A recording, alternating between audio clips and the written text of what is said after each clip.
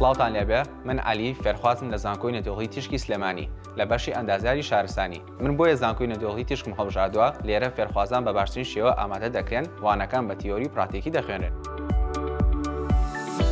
یەک لە تایبەتمەندیە گرنگەکانی بەشی ئەندازیاری شارستانی لە زانکۆی نەتۆڵی تیشک گرنگی پێدان و بەستنەوەی بابەتە تیۆریانەیە کە لە زانکۆ دەخوێنێت بۆ سەر پرۆژە واقعیەکان. ئەمڕۆژ ئێمە سەردانی پرۆژەیەکی بیناسازیمان کردووە لە شاری سلێمانی.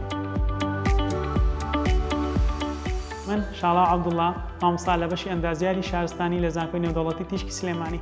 ئێمە لە بەشەکەماندا لە پاڵ بابەتە تیۆریەکان چەندین بابەتی پراکتیکیشمان بۆ فێرخوازان ئامادە کردووە بۆ ئەمە بەستە شتاقیگەیەکمان بە تەواوی پێداویستیەکان ئامادەیە و هەروەها بە درێژایی 4 ساڵی خوێندین چەندین سوفتوێری ئەندازیاریمان بۆ ئامادە کردوون کە دەتوانن بۆ ژیانی دوای زانکۆیان سودمەند بن لێ.